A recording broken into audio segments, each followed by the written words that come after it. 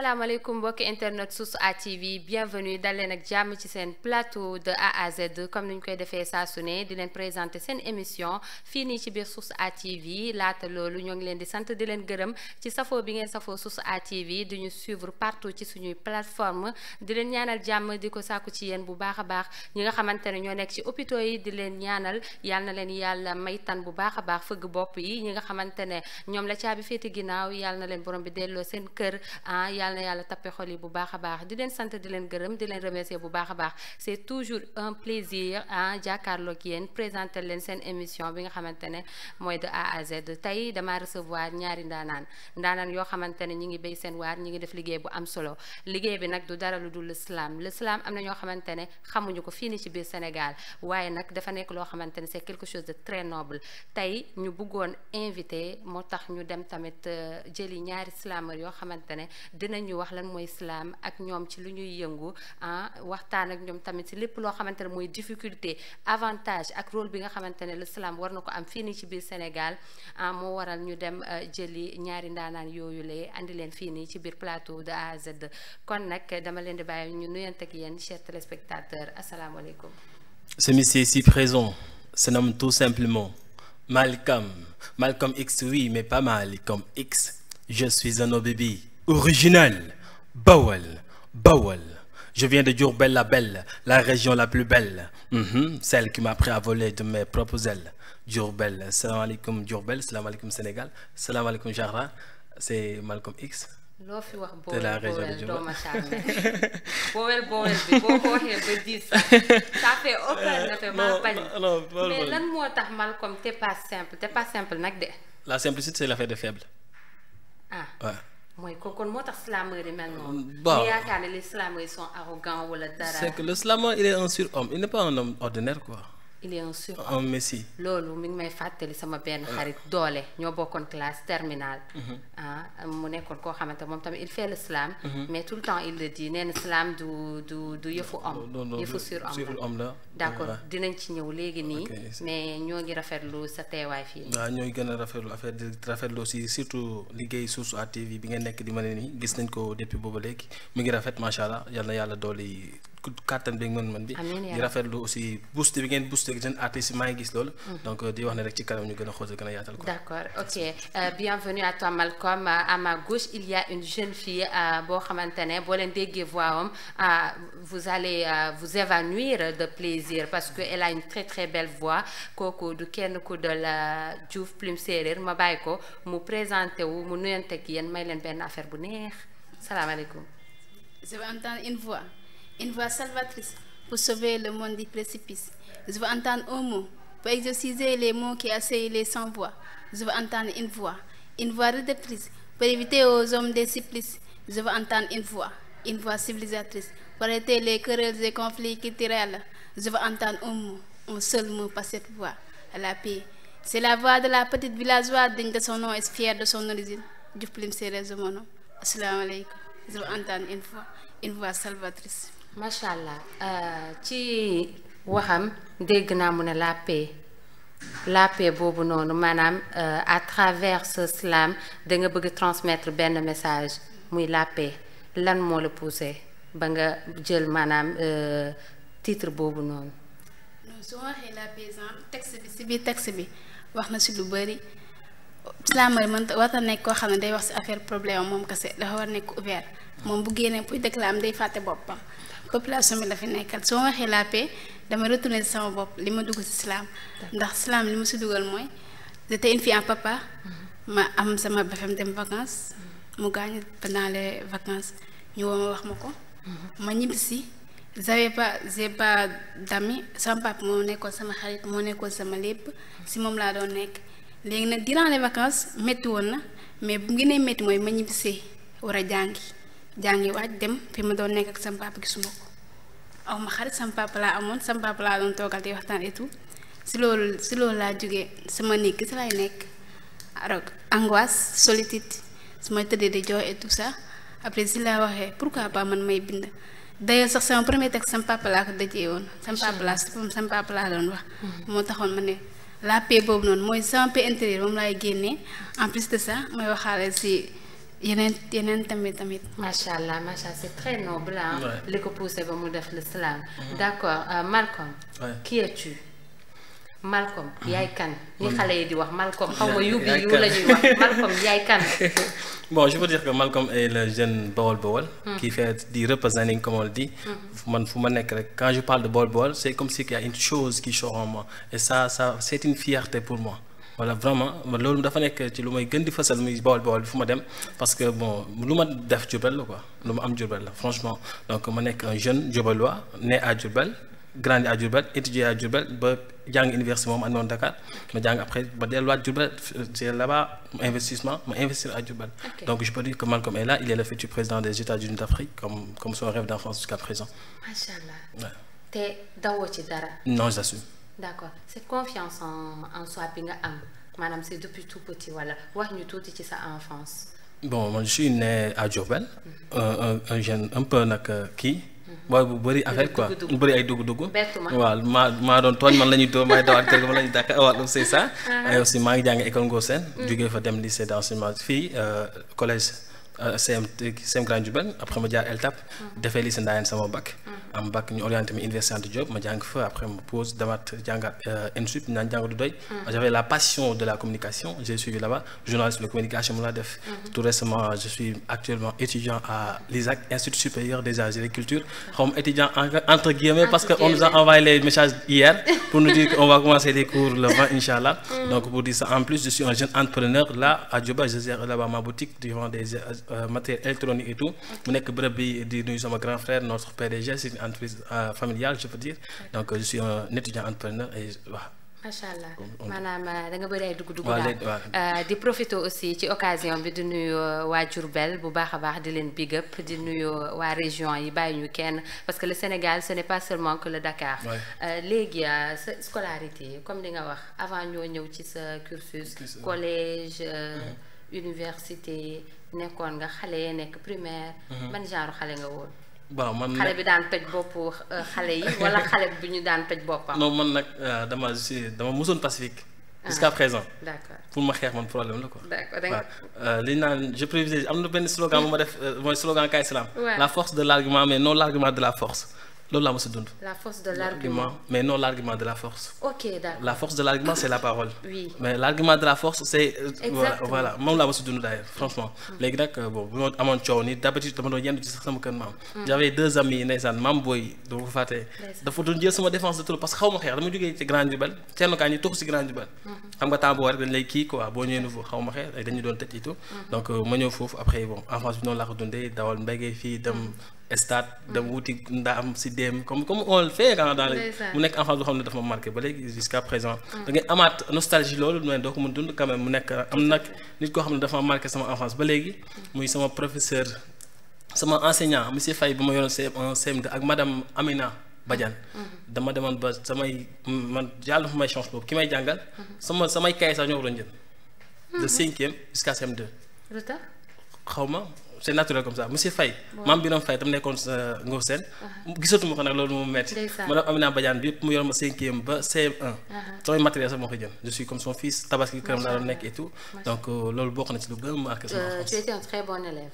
waaw on peut dire dama mënoon jàng c'est dama bëri wax nag waaye dama mënoon jàng. dangaa bëri woon wax dama mënoon jàng waaw. D'accord mais bettuñu parce que tamit la communication c'est la vie. Ouais. ah ouais, c'est ça. léegi partagé nga opinion boobu que la communication c'est la vie. la moo tax ñu naan nit yi dañoo bëri wax alors que maanaam le silence la mooy le silence. non certes bon celui qui il y a des silences yoo xam ne le silence parle plus que la parole on le dit souvent. Mais celui qui dompte la parole va dompter le monde. Exactement. Dire les choses telles qu'elles sont. On peut parler. Trop parler ça ne veut pas dire ça va parler. Okay. On n'a pas dit d'être là, de becqueter, de pioler comme ça. Genre dire des choses qui ont de la chance, vous direz après dire quoi. Mais nek fi di d'accord waaw loolu moo tax di palabrer moo tax bi waxee rek bu jeexee jeex na d'accord léegi Diouf Plume Séeréer yow tamit fan nga defee sa enfance ak aussi sa bi nga nekkee xale fan nga jàngi ban genre xale nga woon terrible ou timide. man sama enfance maa ngi juddoo Diourbel mais pas dans la ville de Diourbel soo waxee Diourbel mooy benn village laa juddoo bu tudd Walalaan de passage maa ngi nuyu suñu waa village yu nekk Walalaan di si jiital sama yaay maa ngi juddoo foofu noonu foofu laa passé sama cursus scolaire primaire maa ngi defee foofu CI ba CM2 benn professeur moom encadré monsieur Faye maa ngi ko nuyu moom tamit moom moo yoroon CI ba CM2 sauf CP. CP kese la ma jàngalul. moom tamit def na lu bari si man. moom ndax moom daf bi ma ñëw suñu village daa fekk ma dem ba C1 mu wàccee ñu yóbbuwaat ñu ba CI après boobu rëccuwuma ko sant naa ndax bi mu defee loolu am na lu mu def si ñun. am na lu mu def si ñun. gis naa ko baax reconnaître naa ko. bon genre la xale bi ma nekkoon bari woon naa xeex. ñeme woon naa xeex. c'est ça man j'ai remarqué boo nekkee xale nga kii nga terrible boo màggee da ngay teey mais boo nekkee xale nga teey boo màggee da ngay terrible moo ma jaaxal ah pourquoi ça. c'est pas nga ne da nga terrible lool léegi nga jékki-jékki. pas terrible mais bari histoire. daa moon tooñ mais ku ma tooñ. waaw noo toll dama lay attaqué. sama papa dafa doon wax sa turandoo nga jël sa turandoo noonu la màggee. bi mu màggee moom dafa sedd. waaw nee na sama turandoo bi mu nekkee xale da doon xeex rek. moom dama doon xeexam sama am na sama benn doom baay boo xam ne. daf ma tooñ ma attaqué ko mu doon mooy bëgg a dee. sama mag tamit mosuma déglu sama bañ wadd. ndeysaan maa bëri histoire mais alhamdulilah ma amee sama. CFEE ma génn suñu village ndax suñu village amul collège. boo primaire kese la am boo amee CFEE da nga génn. d'accord après si laa génnee dem Diourbel. nekk sama kër maam foofu la embrassé sama benn xarit aw fay. si la ma xamal AMS benn association la bu ñu association des élèves étudiants musulmans du Sénégal. ok te boo demee ñoo ma jàngal ci lire alxuraan. ok arab après ma mokkale arab ma jël kaamil instant kaamil laa yore moom laay jàng. macha allah ñoom ñoo ma formé. ñoo ma xamal àddina mën naa wax entre guillemets. ndax ma nekkee sama papa ak sama yaay. awma lu ma të. lu nekk laa doon def après ma génnee ma xam ne réellement ma door a xam lan mooy génn lan mooy àddina. ñoom ñoo ma formé. ba histoire léegi sax su ma commencé wax ak yow bu ngay commencé yëkkati ay baat damay. préfère arrêter xam naa ñu may entendre tout ça. depuis tout à l'heure da ngay wax sa waxi papa on dirait que marqué na lu bari ci sa vie te de passage ah di ko ñaanal yàlla na ko yàlla xare àjjana ban anecdote ngay fàttaliku ci moom et ne te retiens pas hein? On partage. sa papa bon c'était moom nekkul genre papa yi nga xam ne bu ñëwee salaamaaleykum ñëpp dem toog croiser les bras. bu ñëwoon papa bu ñëwoon salaamaaleykum ñëpp dañuy daw ñëpp song ko. dama kaa ñëwoon tellement su ma toogoon ak moom di waxtaan man ak moom day wax ne kii xanaa magam la doo wax ne kii parce que sama papa ndax dama kaa yaboon tellement que. wax naa sànq aw ma woon xarit ma nekkee xale moo nekkoon sama xarit et tout ça. moom laa toogoon di waxtaan et tout. loolu moo tax loolu moo gën a marqué si moom. d'accord léegi. ban affaire ngeen mosoon dund boo xamante ne jusqu'à présent là mi ngi ci yow loo xamante ne bokk na ci li la inspiré ba nga dugg ci islam comme tout à l'heure li nga wax. mooy temps ma doon passé ak moom rek. su ma waroon jógee suñu village di ni parfois bu ma jëlee Diourbel yóbbu ma suñu village. de plus sëriñ bi tamit moo ko fàttali mu doon andi kër ga. yii moom nag ndeysaan macha allah. waaw. loolu laa genre suñu waa groupe dañu wax xemes banaana dañu ma koy woy parfois. su ma demee balaa maa ñibbi dama leen wax dina leen a banaana sama papa moom ko taamal. macha allah bu doon ñëw balaa moo ñëw si damay indaale banaana. macha allah lu bëri sama yaay balaa am na xale yi la plupart dañuy wax bi soxlaa dañuy wax yaay man papa laa doon wax. macha allah papa lii laa bëgg papa lii laa bëgg loolu moo tax. et aujourd'hui il te manque. tellement d'accord ok. léegi ñu jóge foofu tuuti parce que bu ñu continuer Diouf Plume séeréer dafay jooy quoi. day fii day taar. waaw te man maa mën a jooy. exactement te yow da ngaa mën a jooy te man tamit damay jooy. d'accord léegi Malcom parle-nous ci initiative bi nga xamante ne yëkkati nga ko. mooy K Islam. nga wax ñu ci tuuti en quelle année nga ko sos. et tamit pourquoi nga jékki-jékki am motivation boobu noonu nga ne xaaral nga créer K Islam. bon man K Islam nag ñu ngi ko créé depuis novembre 2023. d'abord yow yaa ko créé. maa ko initié waa ak sama waa staff et tout. man je fais l'islam en 2020 juste après mon bac ci laa commencé def islam. j'ai été inspiré par le feu champion d'Afrique Al Farouk. Al Farouk dama doon bind ay textes di publier comme ça. Facebook et tout. après may seetaan bi ñuy def ouverture des musées bi je pense. ma gis mu islam ci wax ci Afrique j'ai toujours. c'était avant son décès moom Al Farouk avant son décès waaye. avant son décès je pense c'était avant son décès. ma seetaan xaw ma replay daal mais moom laa seetaan Al Farouk. après bon ma gis waa ji ma ne non attends kii texte yu muy def nii man comme genre lii laay def. fekk man maa ngi doon bind quoi. et j'ai parlé sur l'Afrique j'ai parlé sur beaucoup de choses. ma essayé que def benn jour ñu def benn appel clinique à la candidature pour présentation de meilleurs projets je suis en même temps scénariste après ñu ñëw ma postulé def bëri na de. waaw lu si bool moo tax. loolu dëgg la am jom ñeme liggéey. waaw bool la quoi. dëgg la léegi après ma postulé après maa ci gënoon nekk si booy. sama benn sœur Madeleine da ko saa ma koy nuyu moo ne booy fii am na présentation ma ne ko nañ dem. mu ne la ngaa pare ma ko nañ dem. ñu dem ma def présentation bi. boobu je venais tout fraîchement d'avoir mon bac je pensais que nag moom star la quoi. loolu bokk na li ma gënoon may confiance ma ñëw gën ci nekk xale et maa ngi doog am bac. ma ñëw présenter projet bi après bi ñu délibéré j'étais le lauréat. ñu ne dañuy réaliser projet bi et tout. j'étais content ak foog bi. man leen damay def slam. ñu ne man la nit ñi man la si damay def slam boobu seetaan naa Alpha Oudou. ma ñëw taxaw devant sama tànk yi di dalante may lox quoi. j'avais pas l'habitude dama tiitoon. c'était la première fois. waaw y a un gars mon manager Mohamed. il est en France je lui salue de passage. ñëw teel nekk ne ma boy looy def nii yow si tii courage fais la et ci présentation bi dama wane ne Afrique quoi di wane ne man maay panafricain Malcolm X. moom ci Malcolm X moom pour la wax boobu nag bokk na ci li mu gën a motivé. ma taxaw. J'ai pressé mon texte qui parle sur l'immigration clandestine et tout. Après, je presse un bon texte qui wax ci amour et tout. Après, yaa ngi mémoriser texte yooyu ba tey. si bii di wax ci immigration. bokk na sax sama projet album mooy Appel d'un martyr. D'accord. C'est un gars bu dem ci géej gi décidé mais au fond de la mer muy woo yaayam par le biais de la queue d'une sirène. D'accord boobu mën nga ñu si may tuuti. Bien sûr. Ok. Mu jooy de. non nag mais bu ma fixé de yenn regard yooyu non parce que Malcolm bi il est dangereux hein. Bon, je l'ai écrit en name dropping avec les ouvrages et tout. Ok. Il dit allô maman, je sais que mon appel va te surprendre, mais écoute-moi terminer, tu me comprendras à la fin. Actuellement, je suis au fond de là où coule l'eau salément, une eau différente de celle de la fontaine. Présentement, je t'appelle avec la queue d'une sirène. Maman, j'ai pris le chemin de la Méditerranée afin de te faire sortir de la pauvreté. Mère, j'ai assisté à l'agonie de mon père lorsqu'il balbutiait comme un enfant. Père sévère. Sa propre famille l'a négligé, y compris son père sévère. C'est là que je me suis dit, moi aussi, il faut que je persévère. Mon combat était de réussir et de devenir un homme hors pair, de pouvoir vous faire sortir de ces conditions précaires, de cette classe dite ordinaire. Mais malheureusement, la mère finit par me faire taire. Maman, ne pleure pas sur mon sort, mais conscientise mon frère Séni. Ok, ma passe du téléphone, donne-le-moi. Yo man, comment tu vas? Bon, écoute-moi terminer car j'ai pas beaucoup de temps. Ton grand frère a été englouti par le ventre de l'Atlantique, boy. Mon aventure est ambiguë. Je ne veux pas que tu aies l'incapacité d'affronter la rose et ses épines. Hey, pas d'immigration clandestine. Bats-toi là si tu veux faire sortir maman de ces conditions misérables. Arrête de vivre une vie de boy, car c'est à toi seul de lever les soleils des indépendances. Supprime ce complexe que tu as pour les blancs. Nous sommes tous des bouts de bois de Dieu, ce qui le prouve tout récemment avec le corona. On avait l'impression que le monde s'effondre. N'accepte pas d'être une marionnette comme Nombam dictateur. Ces somnifères de conscience, ennemis du bon sens. Quand tu seras au seuil, essaye d'être une aubaine pour chaque personne. Qu'importe ça d'obédience. Si tu veux t'en sortir, méfie-toi des femmes. Ne regarde pas la dame de Paris ni Madame Bovary. Rétrécis la courbe de tes yeux s'il le faut. Il ne faut pas être captivé par les yeux d'Elsa. Tu ne dois pas être un mendiant parce que tu es un enfant noir. Et ton destin est écrit dans le cahier de retour au pays natal. Allez, prends ce qui t'appartient et cultive tes sangs d'ombre. Mon temps est épuisé. Il faut que je parte. Je vous donne rendez-vous le vendredi où les lames du Pacifique dans 20 000 lieues.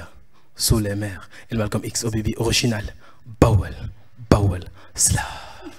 C'était ça. yow nag niveau bi dafa yéeg trop. niveau bi dafa yéeg macha allah. macha allah. bon mu nekk un track boo xam ne maa ngi moom ñoo débuté donc sama premier texte yi ci la bokkoon. mais li yaa ko bind. waaw je l'ai écrit en 2020 waay. ok mooy doog concert. ok kan moo la jàngal slam. man kenn j'étais bien français nag.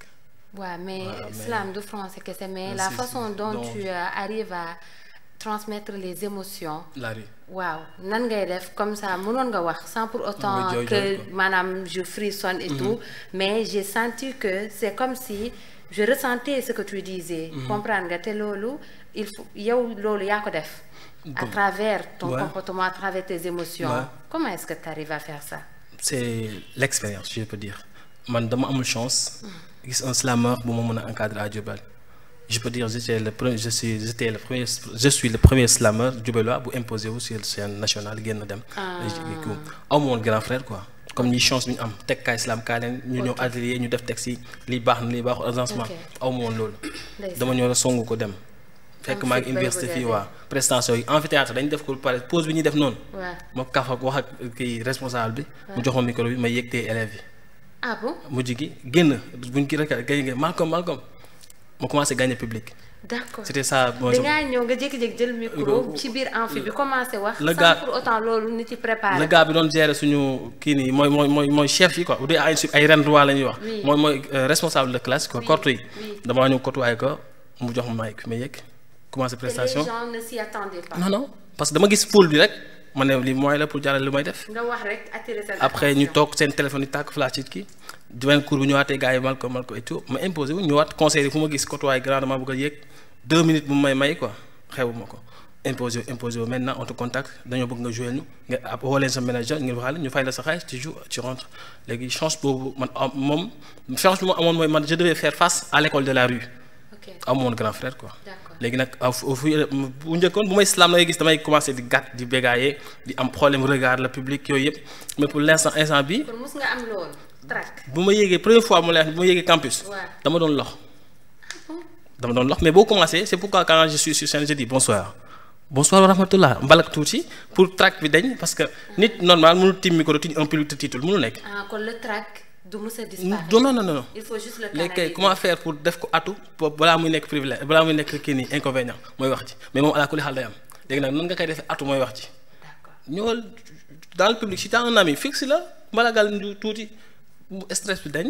voilà mais boo tëbee songu public bi avec kii track bi mën na la pousser nga fàtte sa texte. et quand tu perds ton texte le slameur n'a pas cette chance pour perdre texte. da ngeen koy parceriser. waaw c'est à mémoriser quand même c'est ton texte. ouais. ok day teg bien fait kon. waaw léegi nag la différence mooy. ki am expérience. ak ki ko amul. man tey sur scène. ça arrive à tout le monde ah. yéeg sur scène sa texte naaw. ici wala nga dem ba benn paragraphe nga fàtte ko benn mot moo lay kale léegi nag genre si tu es expérimenté. mun nga ba texte bi. jël beneen programme parce que yaa ko bind sa texte la. public bi yaay dirigé jour boobu yaay star booy pressé yaay star bi. li may wax sama booy yaay star bi public bi li ma bëgg ngeen dégg ngeen di dégg sama texte la maa ko bind paragraphe bi moo may téye dama ko fay bàyyi dem jëli beneen. j'essaie d'avoir 2 phrases de transition je passe mënatuma dem j'arrête le texte de façon intelligente kenn du reconnaître ni kii dafa juum. mais juum sur scène tax kanam gi wala genre moo ne signe de faiblesse loolu. c'est pas artistique quoi. d'accord ok ñu ñëwaat léegi ci yow Diouf Plume Séeréer yow tamit lan moo la poussé nga def l'islam lan moo la poussé nga intégré l'islam. ku ma ko ni ma ko waxee ci début bi rek. waaw après dama doon bind. bi ma bindee ma dem di sortie pédagogique AMS bu AMS organisé woon. ma dem sortie pédagogique après ñu invité Malcolm mu ñu presté. ma xool ko waaw ki li may wax nii neex na di. après mu laaj ko Faye kii kan la mu ne ma kii Malcolm la xamoo ko mën na ko déedéet mu ne pourtant suñu section la bokk xam AMS dama ay section. région boo dem am na lii bu fa nekk léegi suñu lii section moom suñu section la bokk. AMSien la comme man AMSien la. après bi ñibbisee ma lijjanti numéro mu envoyé ko message. après si la comme il est disponible. si la commencé di wax ak moom. peut-être mën naa wax Kayslam mën na njëkk am mu commencé bind samay texte du ko envoyé muy corriger après mu ne ma bind bi yomb na de déclamation mooy problème après si la ma imposé fa nga wax comme suis timide après ma jëm déclamer mu commencé defar je ne suis pas li yoogu ma moom mooy formé depuis de temps en temps moom moo ma formé moom mooy jàngale et tout. Tout à fait. D'accord léegi bi nga initié Kayslam au début nga ne en 2023 l'année dernière. 2023. Depuis lors yan difficulté nga rencontré est-ce que ça a été facile ou bien. ça n'a jamais été facile. jusqu'à présent ça n'a jamais été facile. parce que bon teg dara dafa metti. association la wala. c'est un collectif une association une structure de jeunes. qui aiment la lecture, la littérature en quelque sorte. Il y a combien de personnes? Actuellement, je pense qu'on est au nombre de 26 ouais. D'accord. 26 personnes. Bon, c'est pas facile, c'est un peu méconnu. C'est ça le problème principal de l'islam. Ñëpp xamuñu ko. Zadis il y avait Mam Moussa Ka, Seigne Touba, gars yi ànd Seigne Touba et tout, ñoo dañu def taalif et tout. Mais maintenant l'islam est modernisé avec les gens d'aujourd'hui, instrumental et tout. Donc moo tax ngay gis man damay wax origine de l'islam ñi dañu max ci États-Unis aux années 1925 et autres. Man je dis que suñu maam yi daan nañ ko def, peut-être le nom mooy différent. Et la façon dont on le fait quoi.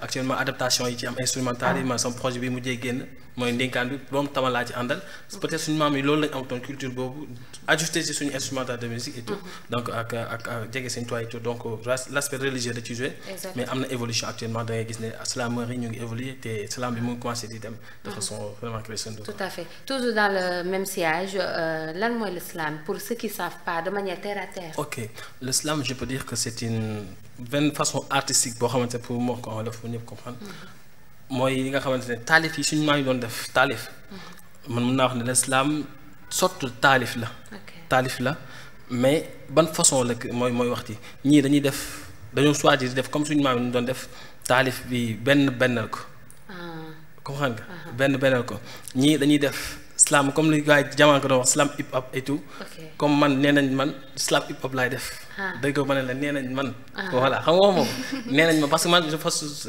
écriture bi ma yor écriture rappeur genre écriture rappeur sama écriture mën nga ko rap mën nga ko slam et tout donc nag foofu la nit ñi différent un peu Arona Jumo de Thiès il fait la musicalité donc dama wax ne rek dafa am ouverture actuellement ñun bu ñu nangu nag fermeture bi ba léegi donc je peux dire que l'islam c'est une sorte d'expression de ce qui est en toi d'abord ce qui est en toi d'abord parce que tey sama texte man du ma ko dundee moo nga koy recevoir su ma ñëw ne Zahra may ma ndox genre deuxième ngay gën a sentir parce qu'il y a la pitié que j'ai dégagée donc ça dépend ci nit ki ni ngay dundee sa texte noonu nga koy joxee sa public donc l'islam c'est une sorte d'expression de ce qui est en toi d'abord pour atteindre le public pour man noonu laa ko définir. Ok d'accord léegi ban expérience personnelle moo influencé yow sa slam. Bon enfin les prestations que je fais souvent et surtout ça sama gars yi ma gëm loolu bokk na ci lu mu gën a may doole. d'accord titre yi ngay jël ak lan moo lay poussé nga jël ko comme immigration bi nga jël. immigration waaw qu'est-ce qui t'a motivé pour prendre ce titre là. boobu gaa yaa ngi dem ci gaal gi quoi. vraiment yaa sa mon ami Tafa Sall. non booy gis nga immigration xam nga gaa yaa ngi ciy bind. dañuy toog ni ma bind paragraphe ne leen booy livre lay waaj ñu ne ma du yow paragraphe doo ko am mais mu gis immigration bi ne ma booy. doo wax ci lii. ci loolu mu bind immigration clandestine sama gars yi may àndal ñoom njëkk a gëm quoi Pape Seyni Diaz il est je le sais de passage bu ma defee benn studio ma dem def benn son studio ak maestro ñëwaat enregistré ak ordinateur publié ko dafa mer maestro bu Diourbel El Maestro le Kangam de Diourbel on grave vraiment bien parce que bon mun naa ne moom moo ma njëkk a bokk ci ñi ma njëkk a produire El Maestro fu ma dem dégg sa tour El Maestro bëri nga dugg de la nuyu de passage Diourbel ñëw mu defar instrumental defal ma prise son de façon gratuite avec la complicité de mon manager ma grand may Mara ñu nekk ñaar ñoo xam ne dañoo jàpp ci sama carrière. waaw ma jël aussi ci occasion boobu vraiment pour dire chapeau à El Maestro parce que day accompagner jeunes yi di leen jàppale et de manière boo xamante ne c'est inconditionnel vraiment mi ngi def liggéey bu rafet El Maestro le Kangam ñu ngi lay remercier bu baax a baax. après ça ci laa def États-Unis d'Afrique mu génn dama def ko clip avec bi moo Ndiaboro mu réussir ma ne saye balu tàq na dem ci prestation gars yi commencé nag di ma woo di ma ñëwal weccet boo dañoo pour prestation et tout ma wax ñu fay ma ay 30 000 lañ lay fay au début ay 25 000 nga dem jouer mais après loolu gën dem nga gis ne cachet yi ñu ngi yokk ñoo ngi am cacheté ñu jox sa cachet jox sa péjum niveau baa ngi léegi niveau di yéeg nag ma ne lii nag say bàyyi ko déraay après nag si noonu lay commencé ngay commencé nag di dem di prestation on te contacte nga lax leen ne 3 minutes 10 benn texte je le fais à tel ñu wax nga pare nga cacheté ñu fay la après tu manges ton am nga manager j'ai mon manager il est en France actuellement. D'accord kon macha allah Diouf Plume Séeréer nan ngay def pour gérer sa track boo nekkee ci kaw scène. waaw léegi nag Diouf nag xawma timidité bi ndax man maa tax wala tout à l'heure li ma la waxoon damaa bëgg séeréer yi moo tax wala li ma ne séeréer dañ maa neex ak wala xawma daal lan la je comprends pas timidité bi ngay def nii kii du yow de parce que yow mii yaa doon xeex bi nga nekkee xale waaw. non naturellement noonu laa mel. naturellement noonu laa mel yow mi nga xamante ne da ngay yéeg ci scène jël sa micro jaaxal gars yi ba pare nga ne naturellement noonu laa mel naturellement nii nga mel kon boo yéegee sur scène nii nga mel quoi. non boobu artiste lay nekk. boobu artiste ngay nekk. là tu nous montres une différence entre personne bi ak personnage bi. d'accord léegi nan ngay gérer sa track boo nekkee kaw scène. su ma nekkee kaw scène comme ni mu ko waxee sànq rek. dangay mën ngaa bañ a comme suñu professeur philosophie ni mu ñu ko waxee mu ne premier jour mu duggee salle maa ngi ko nuyu def passage madame Jox mu ne premier bi mu duggee salle daa dugg rek tiit tànkam bi di dalante mu jëkkati loxo bi bëgg a bind si table mënut a bindee mel ni comme si moom moomul loxo bi. ndeysaan après mu xool benn élève bu rafet ne ko ñaw nga neen ñëpp reetaan après mu libéré woo comme man tamit noonu laa ko defee su ma yegg si seen mën naa bañ a xool ñëpp mais ma fixé kenn koo xam ne xam naa ko wala sama kenn dafa may avantage mun ma xool ko loolu noonu moom noonu laay gérer sama track. ok macha allah dafay feeñ ba ci Barack Obama loo gis ba doon yéeg d'habitude Michel lay def nii ak petit sourire. ça c'est vrai. Les grands orateurs ils le font. Je l'ai remarqué. Les grands orateurs font ça pour se libérer déjà. Avec Barack Obama, j'ai remarqué. Il fait ça, voilà, oui, nous avons tout. Pourtant, même avec notre premier ministre Ousmane Sonko, voilà. C'est une sorte, c'est une chose. Le leader, il ce secret-là. Ça aide beaucoup. Parce qu'il y a ce qu'on appelle le regard M ou W. Comme par exemple, je dis, je suis Malcolm X, pas Malcolm X, je suis un homme original, Bawol, je viens de Diourbel, la région. Tu vois, sous forme de M, regarde. Là, tu captives tout le public, Dobaïken. Ok. Comprends? Je viens ici, je fais comme ça, là. Au retour, je fais double pain. Da ngay captiver tout le public. Waaw léegi bu fekkee da nga am problème au début. Boo amee problème ak les personnes et tout yi ngay seetaan. doo leen xool ci bët am na ñu ko mul man nan ni tey. bu ñu wax lu sérieux. genre benn chose dépend de ma vie. mënuma la xool ci ay bët mënuma ko. Ah yow mii. Bill Bak Cheikh Tidiane xoolal nii là c'est Malcolm qui parle. mais en dehors de ça tey fu ma waxoon sérieux même sama morom. bu sérieux ba sérieux. mënuma la xool ci ay bët dëggan fixé. ay bët ni nga may fixé nii ah. mënuma la xool la fixé ci ay bët quoi léegi. loolu ci regarde ici. waaw tey instant man maa ngi ci sa front bi. et vous pensez que sa bët day xool les yeux dans les yeux maa ngi sa front actuellement léegi c'est ça wala boo nga xool manteau nii. c'est ay façon de faire yoo xam ne. la personne a l'impression que yaa ngi koy xool fekk. voilà yow yaa ngi ci front wala yaa ngi fii. c'est ça li ñuy bañ mooy nga nekk sur scène. fixé kenn kese léegi ñeent il ne se sent pas concerné. bu ñu boobaa de l'islam quand tu parles tu perturbes l'islam. Donc pour captiver tout le monde on utilise le regard M ou W. C'est comme ça qu'on fait. D'accord, c'est un secret entre vous. Quoi. D'accord. Quel message souhaites-tu transmettre Diouf Plume Serer à travers ton slam? Quel message ngay bëgg de transmettre à chaque fois? La plupart damay wax ci la femme. La femme. Comme ça damay sama papa sama papa. Ndeysaan de passage ñoo ngi nuyu tous les papas du monde.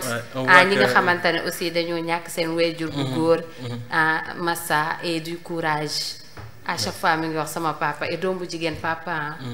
C'est ça. Macha allah. sama yaay maa ngi elle est une femme battante. La plupart dafay gérer les rôles à la fois mère et père. La plupart damay wax ci jigéen ñi. Je suis féministe. La plupart damay wax ci jigéen ñi. li ñuy dund ci biir kër yeeg seen ni ñuy sonné et tout. loolu noonu la plupart. n'empêche damay wax ci yeneen thèmes yi mais la plupart ci jigéen laa gën a. mais da ngaa féministe daal. d'accord léegi Malcolm. nan nga gisee maanaam les féministes surtout parce que duma la invité duma la ko laaj. boo gisee laajuma ko Diouf. parce que elle est déjà une femme. mais yow bu ma la ko laajee peut-être di nga ci am benn point de vue bu objectif nan nga gisee les féministes. Bon moi je peux dire nag mën naa ko def deux catégories. waaw. am na ñoo xam ne. elles sont des têtes vides. ok am na si ñoo xam ne elles raisonnent. am na ñu ma engagé woon pour ma jouer leen place souvenir. waaw li ñu ma waxoon bëgguma ko mënuma ko def. mu prouver ne y a équité égalité genre et boo demee ba xam nga tey bu ñu demee ba yàlla sax góor la jox responsabilité. donc ñoom li ñu bëggoon li ñu bëgg a instaurer bu jàllee. jaaree ko ci artistes yi. dans genre li ñuy inculquer suñu booy lay doon. te pourtant dañ doon fay nag wax dëgg yàlla dañ doon fay franchement man dem mënuma ko te boobu billaahi maa ngi campus ticket résultat doon tëj mais ni ñu bëggoon raisonner yi ñuy véhiculer nga mu leeral ne ñii c'est des féministes avérés et ñooñu c'est ce qui favorise l'affaire de lesbienne et tout parce que ñoom seen raisonnement seen ligne doctrinale c'était ça j'ai refusé ça mooy tête vide yi quoi. mais lan moo tax nga ne tête vide parce que dañu ne c'était des féministes avérés. si parce que ñoom idéologie bi ñu yor.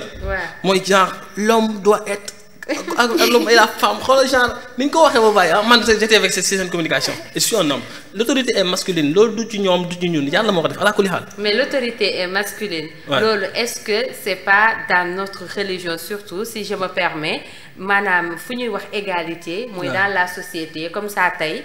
fi ñu toog nii wala ci entreprise yi wala ci hôpitaux yi maanaam góor ak jigéen warul am yow nga ëppale ma salaire seulement parce que góor nga. Man j'ai pas ce problème. waaw je comprends parce que j'ai fait des études. exactement islamiques et genre même si c'est pas trop poussé.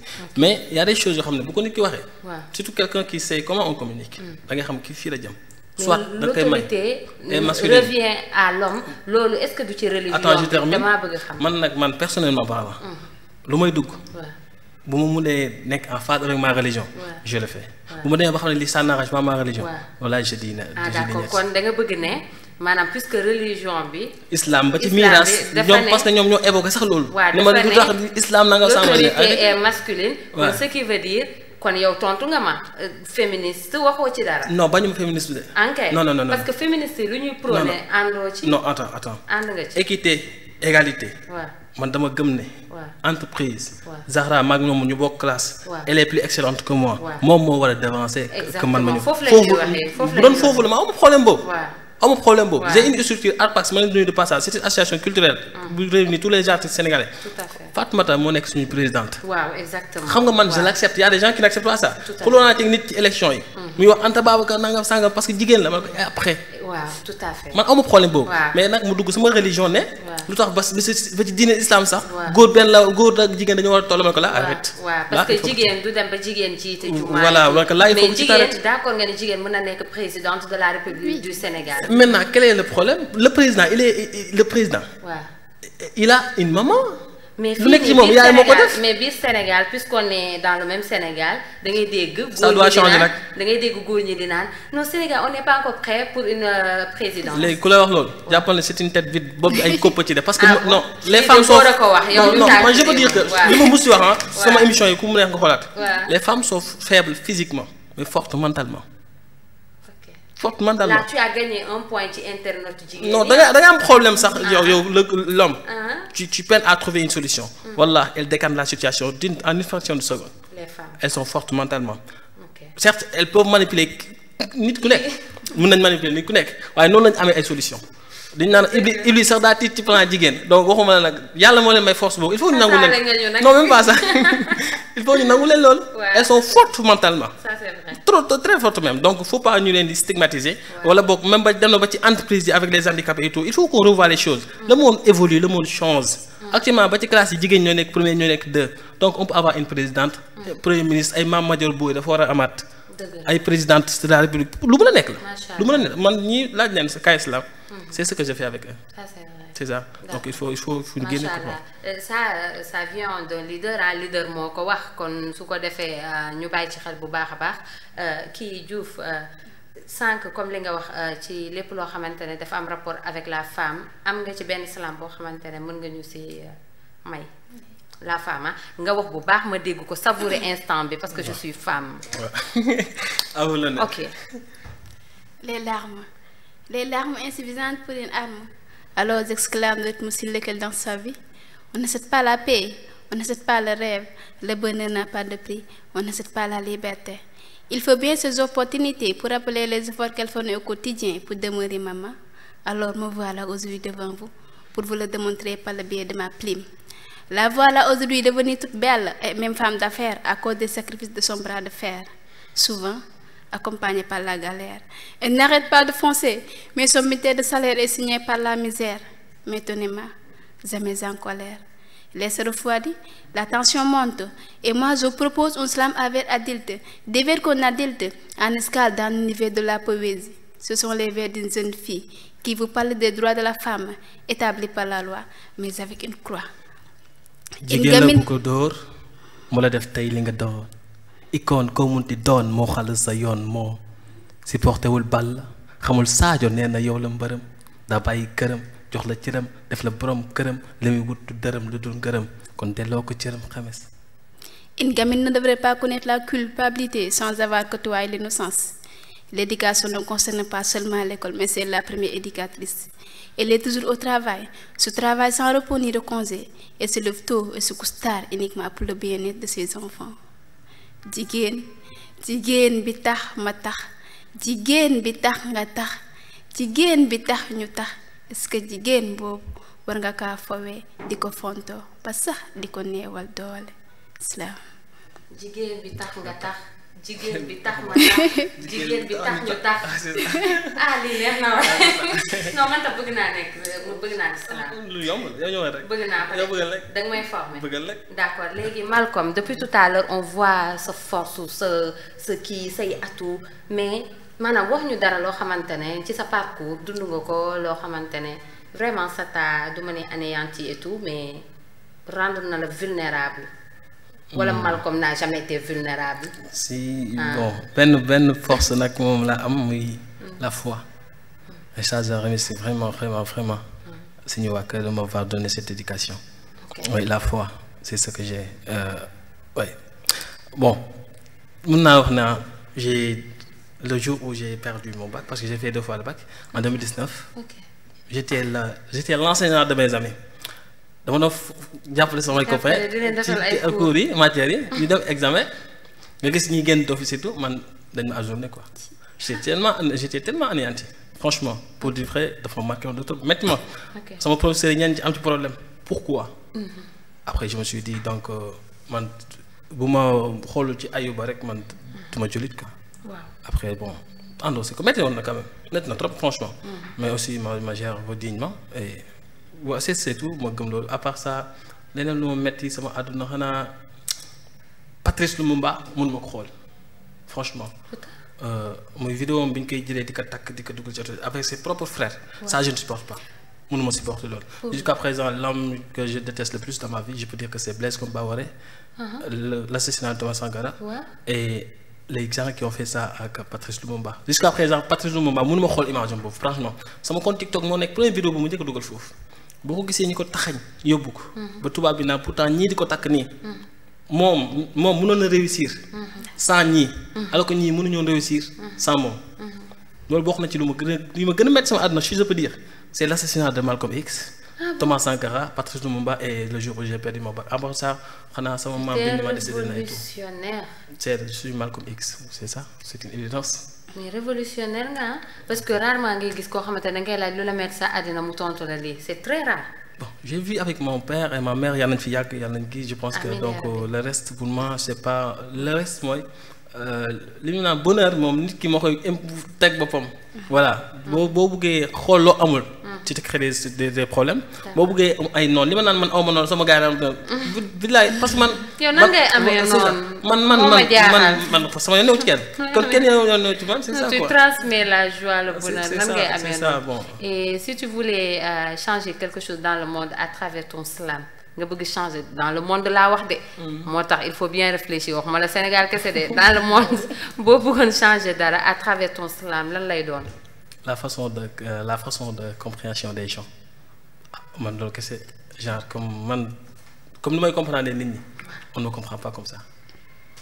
àdduna tolluwaay la quoi sama slogan boobu. tey gor jamono da kay njatt ba mu def loo xam ne du cëram moom xam na li mu def du cëram.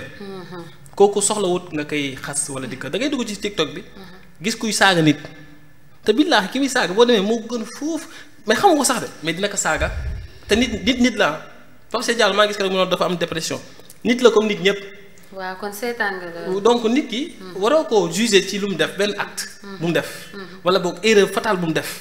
da ngay gis ma xames ñu ngi nekk boobu léegi 2020 à léegi. ma koy encadré nekk tuteur nekk tout. mënoon naa xam ne benn erreur lay jàpp bu ma def. erreur boobu lay préféré jàpp ko fàtte 100 yu baax yi ma ko defee yépp loolu àdduna tolluwaay la bëri waa la nit di def.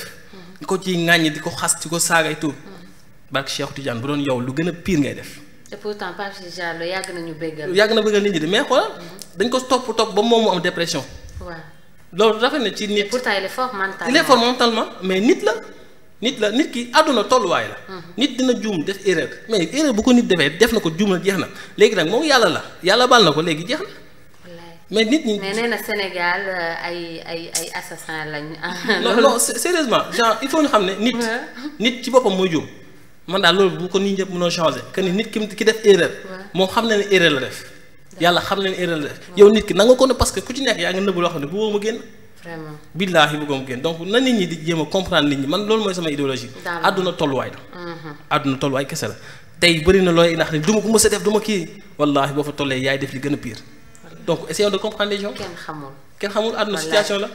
c'est ça loolu dëgg la kon nañ ci bàyyi xel bu baax a baax kon moom bu mënoon changer dara mooy façon de compréhension ak ni nit yi di appréhender les choses loolu lay changer te lépp mentalité la comme sama professeur philosophie terminale mooy professeur Sanoussi Ba lu muy wax à chaque fois mu ne même problème gouvernement yi kii Sénégal état que ce soit les autres pays lépp mentalité bu problème mentalité bu ñu ko réglé maanaam du ñu amati benn problème kon li nga wax day ñëwaat ci mentalité kon ce qui veut dire loolu tamit point bu essentiel la Diouf boo mënoon changer dara dans le monde à travers ta plume lan lay doon à travers les comportements macha allah le niveau est haut de yéen yéen a ngi yëgal de le comportement lu tax kii mooy ba fan yi passé président dafa génn ci campagne nettoyage par exemple rek nettoyage ñëpp génn bale président waaw ñëpp génn bale am set passé quelques jours mu tëlimaat lan moo ko andi les comportements dañoo tàmm naan pare sànni léegi ko pare sànni buñ tàmm woon buñ lekkee pare denc buñ rombee pare sànni ak moo bëri ay poubelle mais dangay romb poubelle dañuy viddi mbedd mi tilim lan moo ko andi comportement yi moo tax ñoom bu ñu lekk suñu école am na koo xam ne élève dafa lekk pare sànni ma xool ko xel ko sëgg for mu ne ma yaa seytaane ma ne ko merci. papa mu sama ci saaka. merci. c'est vrai mentalité foofu tamit ñëwaat na ci mentalité. mooy comportement yi nit boo xasee ba tàmm yenn yi. pour nga changer ko mën ngaa ñëw defar de. mën ngaa ñëw defar mais après day yàqaat. boo bëggee def sañu ne seytaane la. paa bi dafa charrette la yow. waaw. pas séeréer yooyu ko wax dafa def. ci bàyyi nga ne pas séeréer yi bàyyi séeréer yi maa bañ mu def saret. maa bañ 3x. la maa ngi publicité moom la naan sànni ci digg tali bi ci tali bi muy daw. mais paa bi du séeréer. ma ne ko wallaahi li rafetut jël ko sànni ci biir mais du séeréer xam naa xalpulaar sama xol la lay affecté loolu sama xol lay affecté. xalpulaar la. non xalpulaar la du séeréer. les deux la man léegi séeréer laa man waaw mais ça c'est vrai comportement yi. mais pas bi def la saaga après. bi laay def ma saaga te mu leer na lii man naturellement loolu doo ko mos a bañ sama gars yi am na koo xam authentique. day lekk bu ñu jëndee si tàngal ni bu dajee. dañoo ba sama tànk yi. sànni ko. mais dañ leen a après yow da ngay ñoot di. waaw parce que moom xam na dama koy for quoi moom du sànni ma nekk ci benn. mais day def loolu juste parce que force de moi bëgg a sëgg loolu bu lekkee ba pare da koy sànni sama kanam rek tàllal. xam nañ sa xam na loolu dafa bokk ci di defar nit. te ñun dañoo am benn loo xam ne président Diomaye buggee changer loolu. ñun ñii ku ko incarné wu sa bopp amoo ko.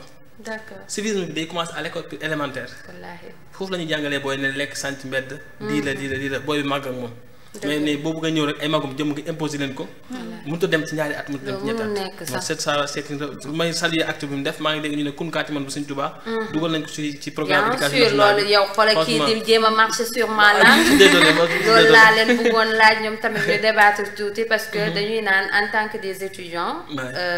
suñu programme scolaire dafa archaïque. tout le temps dañuy jàngal loo xamante ne après bu ñu paree du ñu apporter dara. mais dañoo war a jàngal ñun suñuy kilifa. ak suñuy maanaam mag yoo xamante ne jaar nañ fi def fi dara loo xamante ne ñun war nañ jël ñooñu comme référence. léegi nag ñu gis ni maanaam loolu intégré nañ ko ci programme yi. léegi ban sentiment ngeen am ci loolu. bon déjà sentiment de joie lay doon ci nekk ay surtout Serigne Touba dëkk Diourbel parce que quand tu es Diourbel là donc surtout Serigne Touba ñu am chance li may wax tuuti ñu li ñuy ndama mooy ñu ak Serigne Touba ñoo bokk dëkk. donc loolu c'est une chance ñëpp amuñu ko. mu nekk defal ko suñu maam defal ñu ko itam.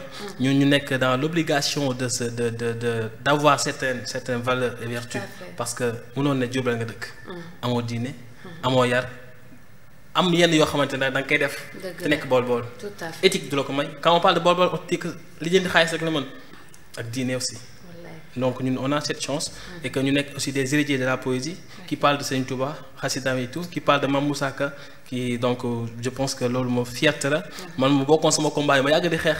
grand dof job bu wàll fu ma koy nuyu parce que lii moo nekkoon sama combat tout le temps. que suñu système éducatif nañ ko xoolaat. donc bu ñu commencé di def pas en avant di wax ne rafet na trop mais buñ ci yem.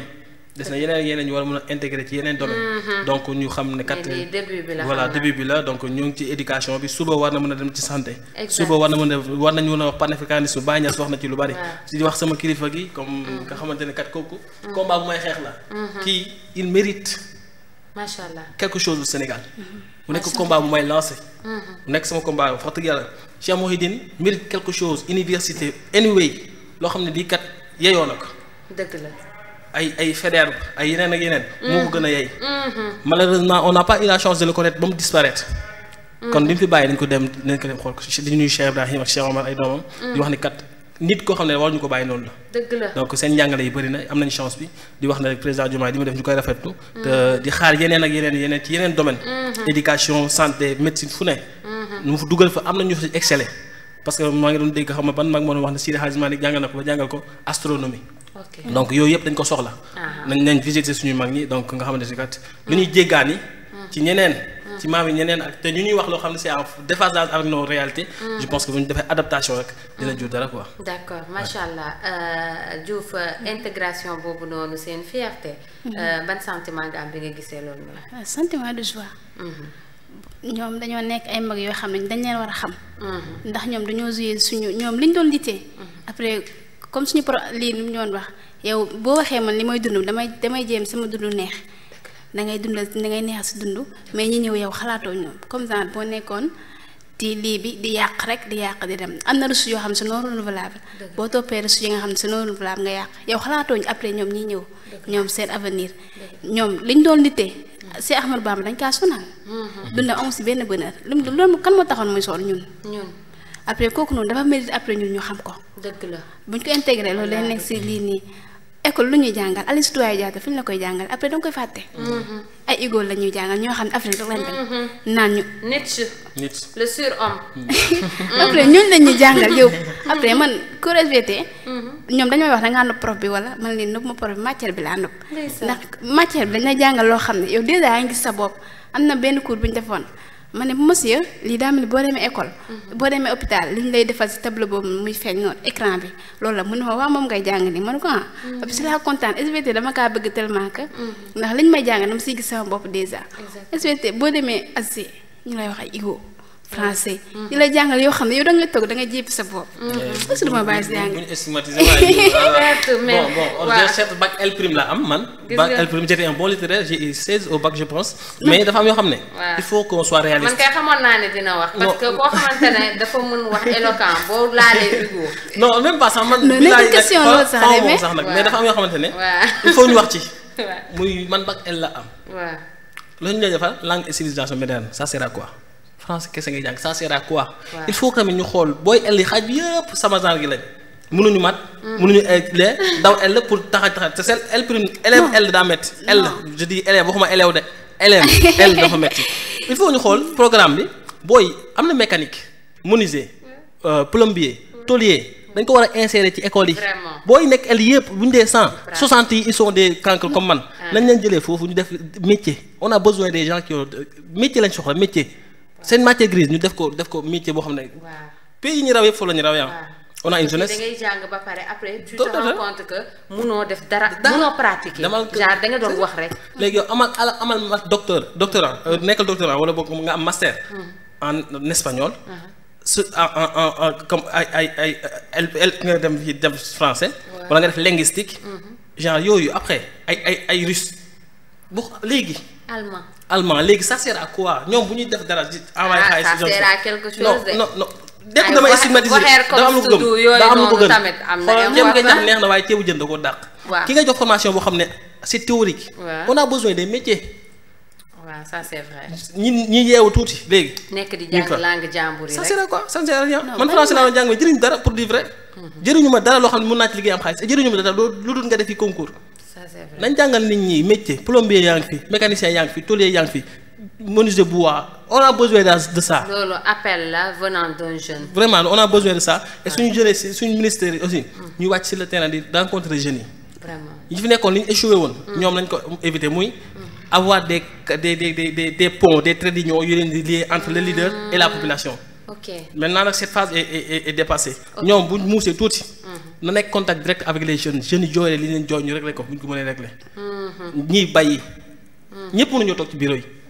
vraiment ñun ñëpp ça sert à rien. ñëpp mënuñ nekk médecin. ñëpp mënuñ nekk médecin ñi nekk journaliste na tool yi daa soxla ay nit. d'accord boutique ba daa soxla nit. place mécanique bi dafa soxla ay nit. du ñëpp ñoo war a dem ci bureau yi. tout à fait donc il faut nit jeunes yi ci boppam nag am mentalité boobu. tout à fait léegi bi wàllum élection yi ñëwee yéen en tant que des slameurs lan moo nekkoon seen rôle est-ce que vous jëloon ngeen benn part de responsabilité ci wàllum manifestation yi wala jeunes yi nga xamante ne ñàkkoon nañ ci seen bakkan yàlla na leen yàlla xare àjjana di ma saw seen waa famille bu baax a baax mais est-ce que jëloon ngeen seen rôle mooy parce que le slameur il a un rôle. Est-ce que jëloon ngeen seen rôle. moi je pense que avant bien les élections. waaw j'étais dans le combat. genre defoon nga benn slam. je faisais des slams je parlais de l'Afrique moi j'étais trop ouverture laa gën a kii que Sénégal parce que j'ai des publics yoo xam ne ils ne sont pas des Sénégalais. D'accord ok. damay casse pour Diourbel. Diourbel ba mu dëkk. d'ailleurs on avait un problème de parrain. sama copain mu mujj nekk parrain Malick Fall koo xamante ne mun naa wax ne. noonu laa ko sonlee woon bu defee lu ma d'accord dama naan lii ak lii d'accord ma ci. ok kon defoon ngeen benn slam boo xamante ne c'est la démocratie wala la liberté. nous on lutte contre l'injustice et tout ouais. ok defoon nga benn slam boo xamante ne c'est pour l'injustice. contre l'injustice du moins. d'accord may ñu si tuuti. c'était un peu kii révolutionnaire nag damaa duñ wala ma wax de l'Afrique. na metti na metti. Je suis celui qui te dit ce que tu vis, oui. Celui qui dit le bien et le mal d'autrui. Celui qui masturbe ses mots pour dénoncer les mots. Mais attends, il faut que j'arrête la comédie. Avez-vous ressenti cette odeur nauséabonde qui pue? N'avez-vous pas entendu ce que l'Occident nous a dit? Mes chers, le blanc a dit qu'on est tous un peuple maudit. Je suis navré, mais c'est vrai. On est tous foutus. Et si on est comme ça aujourd'hui, c'est parce que nous l'avons voulu. Oui, nous avons choisi que nos vies soient faites ainsi. Pourquoi aujourd'hui, nous, Africains, on accepte qu'on nous donne l'attribut des pays les plus corrompus? Pourquoi le lion accepte de se faire taire dans le calme sans faire de bruit et confie sa voix aux volailles? Maintenant, c'est le coq qui régit. Le temps n'est-il pas venu pour que l'Africain réagisse?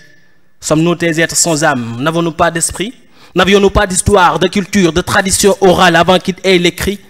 N'est-ce pas, on nous dit que l'esclavage a été aboli. Mais pourquoi donc cette série de mutineries? Sommes-nous tous des Africains non sans dichotomie? Mais pourquoi ces guerres entre Peuls et Malinké, entre Hutus et Tutsis? Je vous en prie, l'ethnocentrisme, ça suffit. Regarde le paradoxe, Zahra. Actuellement, le blanc nous fuit.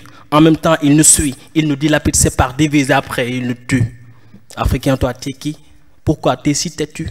La couchée me fait mal, mais il faut que je la pousse. Réellement, est-ce l'Africain réfléchi? La réponse à cette question dite oratoire que j'ai posée ici à Zoussoua devant cet auditoire me donne le pouvoir de voir l'histoire et l'avenir de l'Afrique devant ce miroir. Voici l'image. Un arbre de 5 branches. La paix, l'équité, la solidarité, la liberté qui se résume en un seul mot, l'unité. L'Afrique peut bel et bien être autonome si on le croit, mais pour cela, il faut qu'on y mette une croix à nos pensées archaïques, à l'esprit maléfique, aux croyances diaboliques ayant l'esprit critique et non l'esprit de critique. L'unité est possible, loin d'être utopique. Mais seule la jeunesse peut réaliser ses rêves de Thomas Sankara. C'est hors de question qu'on laisse en vain le combat de Patrice Lumumba. Il faut que la jeunesse s'éveille, oui mes chers, car on a affaire à des gens méchants. Et quand je parle de cela, j'en suis nos faux et fameux soi-disant dirigeants, ces gens qui partent tout le temps c'est l'Occident pour demander de l'aumône. C'est à cause de si aujourd'hui on nous donne l'attribut de sale mendiant. Et ce qui est plus désolant, au lieu de donner à la population ce dit argent, il revient en nous donnant des mépris insultants. Je me demande, jusqu'à quand ils vont continuer à sucer nos sangs avec leurs sales dents? Malheur à vos dirigeants. La chanson des coqs que vous aviez sponsorisée a réveillé les lions qui dormaient. Ils sentent à cœur leur credo qui n'est qu'un seul mot. La révolution. African United. Yes, we can. El Malcolm X, oh baby. Yes, we can. Slam. Mais qui es-tu? X. Qui es-tu? Mais machallah neex na trop bon vite fait rapidement puisque temps bi mi ngi ñuy xoj et man bëgguma mu jeex ah mais dañu naan lu neex du doy.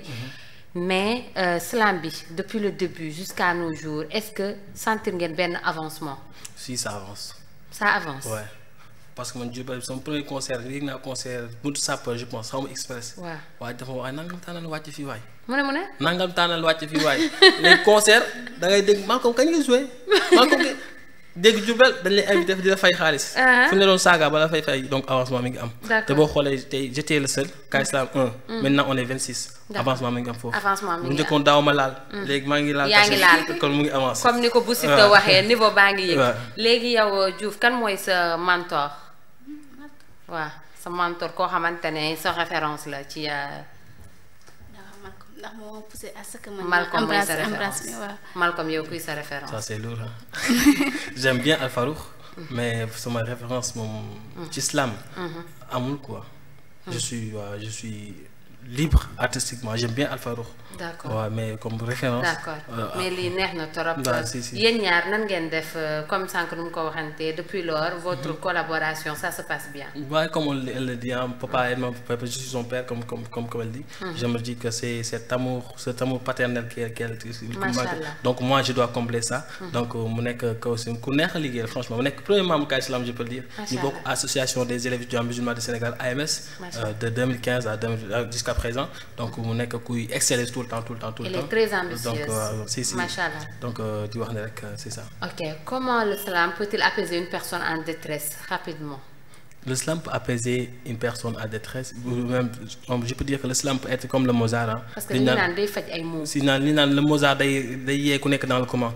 Donc l'islam ça touche directement le cœur. Tey lii ñëpp mënul am islam daf ko am. Quand l'islam parle tout le monde l'écoute. Donc fasaxa mu nekk nag nattu bu ñuy nangu. Parce que li ñu naan beauté. Richesse. Fasaxa mooy éloquence. bu ko yàlla defee ci yow. waroo ko def privilège. di ci dóor nit. di ko mais plutôt nattu la. nattu nag da ngay endossé xool noo koy génnee pour partager ak nit ñi. donc l'islam peut soigner les mots à MAUX. par le biais de ces MOTS mots. Donc le slammer, il est un surhomme, un messie, un mage si je peux le dire parce que bon, il doit aider ses contemporains. Comme le disait Victor Hugo, le poète doit être comme une lumière pour leur montrer le chemin. Donc le slammer doit être comme un mage, un guide pour ses contemporains. Tout Victor Hugo. C'est la poésie. Non, pas Victor Hugo. D'accord. Léegi kii Diouf lan ngay wax koo xamante ne amul habitude déglu salaam xamu koy tout ça mais nga bëgg mu am amouru déglu salaam loo koy wax. waaw salaam bi pour mu xam ne salaam nekkul genre comme nit yi dañuy waxee salaam c'est haram comme musique ni ñuy waxee musique c'est haram. ñoo xam ne ibadullah du ma déglu musique. am musique am na instrument musical salaam loolu la amut. mën na am instrumental mais du xumb de tellement que. salaam comme ni kii ni mu koy waxee salaam dafa nekk art bu complet. day boole poésie. boole communication bi. ak théâtre bi comédien bi il faut nga nekk comédien ndax geste et tout yi muy laajte. pour mu ndax salaam mën nga ko man am na lii projet bi. am na fu may toll. projet bi moom laay déglu. macha allah suñ ma moom laay déglu moom mooy apaiser à ce que mën naa comme ni nga ko waxee mën na laa génnee mën ngaa mel nga déglu ko après nga apaiser wu. macha allah macha allah ban conseil Malcolm ngay jox jeunes yi nga xamante ne dañoo bëgg lancer wu ci islam mais ñuy hésiter am peur. dina wax rek li gars yi naan amul xalaat. amul xalaat li naa la rek des 5 secondes yow xalaat ko rek def ko. L'islam c'est pas compliqué lépp problème commencement la rek. mais bu commencé rek di wax gars yi aussi ñi nekk ci kaw. di woo sama gars yi Kéba Gladiateur Arona Jumo gars yëpp. dañu ñëw jàpp ci booy gën di jàpp ci booy quoi. macha allah di woo Cas Islam moom ku bëgg a ñëwoon. c'est pas compliqué franchement. d'accord man dinaa ñëw. ñëw dinaa xëcc ñeneen. yow ñëwal. parce que lii c'est la vie en fait dafa neex. si l'islam moom c'est particulier et c'est parfait aussi. donc l'islam c'est pas difficile ku bëgg moom boo ñëwee rek. te tamit ça calme la personne. c'est comme le yoga. am na benn islam bu ñu wax mu ne dafa islam imam bi ne ko dama bëgg àjjuma. balaa maa xutba. nga ñëw waxal ma sa texte bi ci jumaa ji. un slammer. ah bon waaw. on dit que sa lii nga wax fii dama bëgg nga waxal ma ko ci jumaa ji sama benn copain Serigne Fallou Bey. maa ngi ko gis keroog ci kanamu sëriñam bi la sukk di def islam. donc l'islam est particulier ñëpp public bépp la mën a am quoi. donc dafa wax rek ku bëgg islam bul xalaat. saa nekk ci rek yow. bu leen xalaat. le rôle que le slammer joue dans la société actuelle ici au Sénégal. comme il doit être un guide le slammer li ma la wax nii bëgg dem. dans votre structure, dans votre classe, quand vous parlez, on doit dire attention, c'est un slammer. Ouais, le slammer doit avoir cette distinction. Quand tu parles, on sent la diction, on sent la prononciation, on sent que il n'est pas une personne ordinaire. C'est pourquoi quand on doit savoir que vous êtes slammer. Parce que le slammer est un artiste complet. Et le slammer incarne une chose, c'est l'aspect matière grise. Quand on slammer, on a un donc bu nangoo wàcc ba ci suuf quoi di wax ne rek le slammer il doit être comme un guide il ne doit pas être un sujet il doit être un guide pour ses contemporains c'est ça man la vision que des choses que d'accord mais est-ce que vous êtes fier de l'art bi nu mu demee nii surtout impact bi réseaux sociaux am ci islam waaw mu ngi ciy jàpp je peux dire parce que avec l'ère numérique bi et tout mu ngi ciy avancé surtout même si notoriété bi des na et bu doon na gën a baax di wax ne kat bu ci kaw jàppoon gis nañ ne kat slam fait partie des cultures urbaines foo culture urbaine bi c'est normal slam bi am ci part parce que mënuma comprendre tey ñu am champion d'Afrique 2 fois l'islam le champion du Sénégal du am sax 1 million. loolu c'est à déplorer di wax ne suñu ligue bi nañ ko jox gëdd ligue bi na jox boppam gëdd ñu jox ko gëdd.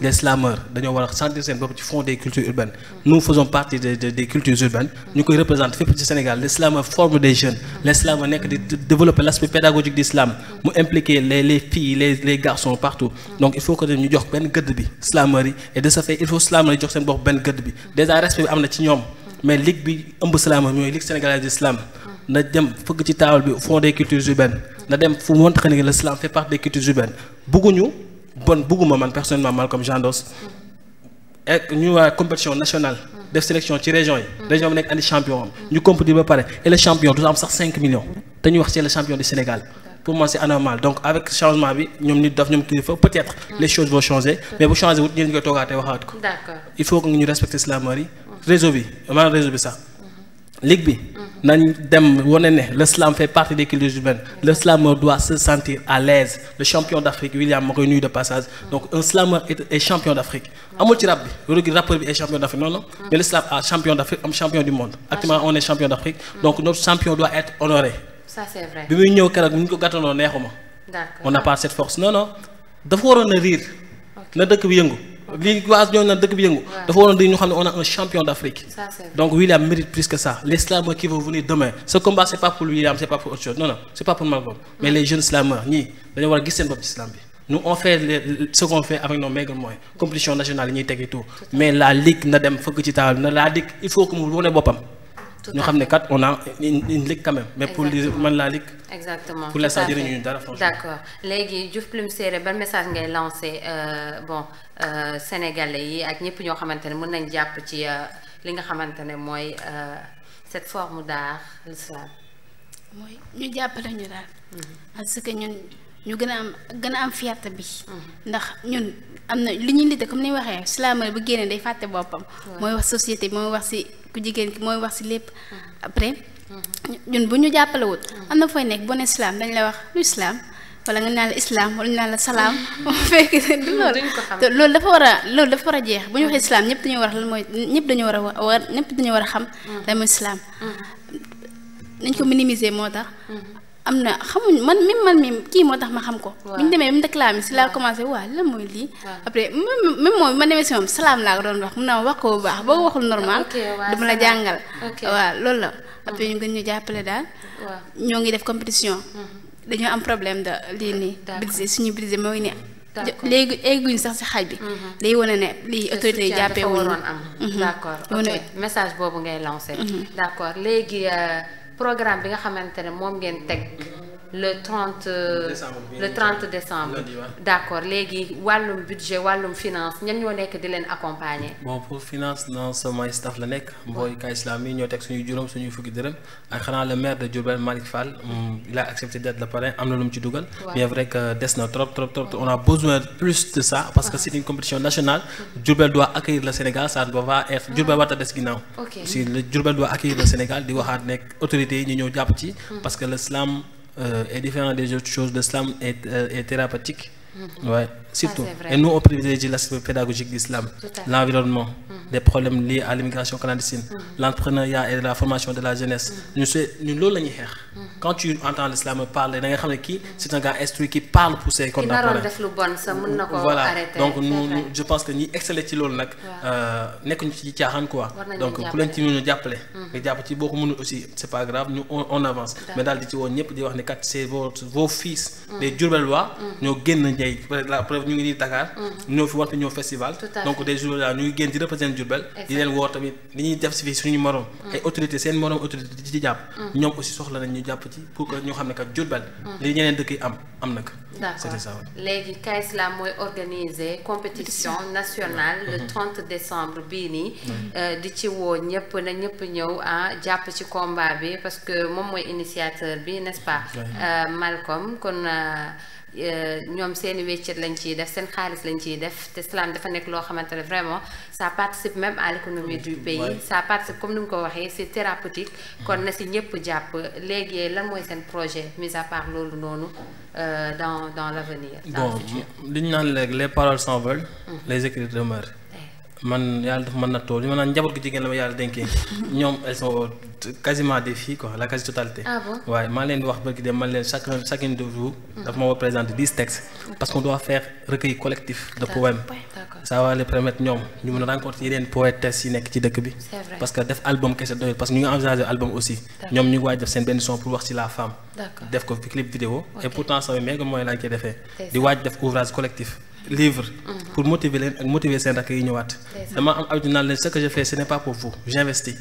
yéen demain vous devez rendre la monnaie. c'est vrai pour man li ñu naan njëriñ loo fekk gëwuma loolu. Barke Cheikh Tidiane. ce que je crois mooy def ko da nga ko war a def c'est ton devoir point final. lii tey dama ko war a def. dama koy def mu jeex. léegi on avance donc di waaj suñu recueil collectif bi. di waaj aussi suñu album bi di waaj ñëwaat di waaj yeneen spectacle yu ñu waaj ñëw parce que sama anniversaire projet bi dëmm bi. dañ koy tegaat spectacle Diourbel di waaj ay projets yu bari. dëmm laa dégg de. dëmm waaw dëmm. waaw dëmm ba. d'accord est-ce que émission bi du fii la ñuy tàggatoo léegi kii Diouf defal ñu beneen slam benn dernier parce que bu waxee waxi dëmm rek. da ngay dab waaw émission bi foofu lay jeexee quoi benn. bu fekkee sonaluma la bien sûr. si elle a la voix un peu parce que sonal naa ko dama ko salaamloo vraiment depuis tout à l'heure lu mu nekk séeréer moo tax. je l'aime dama ko beral loxo. waaye mais après di nga ma defal beneen. d'accord am problème léegi yow. puisque santo Diouf santo Faye. man bi gën ci sant sama yaay Faye la sant waaye Mbaye laa sant. loolu laa la moo tax yow di nga slam de may ñu dara loo xamante ne dañ koy tëggee plateau bi. ok. bu kàddu yi dee fëgg ba samay tuñ di tëgg may wax ci moom duma ko tey sama yax lay toj jox ko génn ma càpp xalima ci xol inspiration la may di tax ma loof ko jox ci moom ñi ko tiim soxla jardin du loolu ngay laaj moom ma def kaa ni moo tax ma bàyyi bépp xeetu jigéen lingeer jokkeer ak mami daa mujjee ñëw dolli jonge buñ dee jimboo moom la kadi non li nekkatul loo wallaahi rax na magie sama mbëggeel ci moom du lu may café ndax cofeelam ci man du lu kenn di dute ndaxte góor maa gën a lee mais gis naa ne noonu laa ko gën a lee des fois ma toog ci jotaay ree bu xemes ne damay gën a lee non dafa fekk ne daa am lum leen ëppale ndegam jigéen ci kën te jigéen jiñ gën du gën ba gën jën kon kuy jigéen ci jeune ma taxaw gëm sama bos moo leen gën c'est elle la femme pure mature. Elle anesthésie mes souffrances et elle soigne mes blessures. Je jure, sa beauté me donne l'audace de dire qu'elle est la plus belle des créatures. Elle est si simple, pas de pédicure, ni manicure, et voilà, c'est du pur plaisir qu'elle me procure. Mon amour, fril feex nee naa la yaa fox fël fomp fii bi foogoon moo fës ci faar yi fatt nga fépp say feem feeñ si fanfaar yi fa ma fan ko. Bravo Malcom, machallah, ça a été un plaisir vraiment de vous recevoir ici biir Source A TV ci émission de A à Z looy tàggatoo. waaw di wax di nuyu ñëpp. di gërëm ñëpp di woo gars yëpp le 30 incha allah au manège de Diourbel le Sénégal va être au rendez-vous le Sénégal sera au rendez-vous. devant de la scène waaw di woo ñëpp ñu ñëw di nuyu suñu waa kër di nuyu suñu grand Assane Sylla ku ci jàpp fii franchement di nuyu le directeur de centre du centre culturel ak tonton Cheikh ñu aussi ñu ñuy permettre ñuy mën a def suñu liggéey ni mu fa waree quoi. di nuyu sama gars yi waa Ka Islam yi di nuyu ñoom Baye Gueye ñoom Junior Sarr ñoom sama waa GS Gang sama waa groupe. di nuyu ñëpp di nuyu aussi madame Bovary. macha allah ñun tam ñoo ngi nuyu madame Bovary léegi Diouf looy tàggatoo. waaw mais looy tàggatoo genre remercier kan ak kan ngay remercier man jégal naa la bu yàgg delloo ko tuye séeréer man boole naa la ci sama bopp waaw. maa ngi remercier sama yaay. remercier suñu waa kër. remercier Malcom. moom sama formateur. macha allah ma fam ne fatigable noonu laa koy waxee. macha allah di wax nit ñi. li ma motivé ma dugg si islam mooy ñu bàyyi complexe d'infériorité bi. waaw ñu bëri complexe d'infériorité dañuy bëgg a wax. comme man su ma waxee dañ lay wax séeréer nga. dama am accent séeréer xam naa. accent bi moo ma neex ci président moo def identité am sax man moo ma neex ci président Diomaye. accent bi je pense que bi ñu wax affaire non dama ne la conserver Diouf plume séeréer. moo tax moo ma neex ci Senghor yow boo déggee Senghor buy làkk français da ngay miir. xanaa ñun suñu village primaire la boo jógee foofu da nga ñëw ci biir ville bi nga jàng ci. ñoom bu ñu waxee bu ñu leen di waa kii daa am accent séeréer da ngay complexé wu. loolu moo tax à ce que man. ma ne pourquoi pas loolu ñu litte ko ñu complexe bi daa war a génn foofu noonu.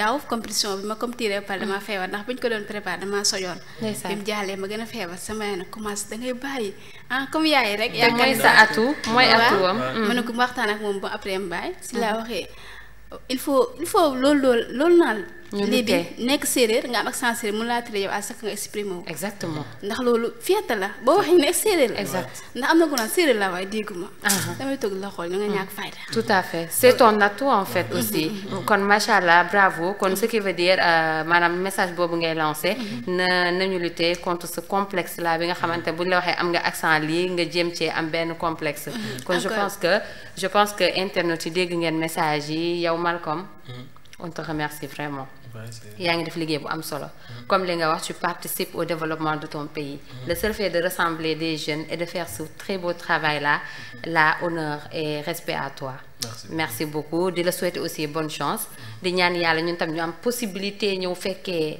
compétition bi bëgg nañ ko vraiment waaw incha allah d'accord Diouf Plume Séeréer je te remercie di la beral loxo bu baax a baax di fa jaar aussi di nuyu tous les séeréer bàyyi ma kenn foo leen mënti nekk ci dëkk bi maa ngi leen di ziar di leen nuyu bu baax a baax di nuyu sëñ Babacar mi nekk à la régie di leen jox rendez-vous la semaine prochaine avec d'autres invités merci beaucoup c'était Zahra Ly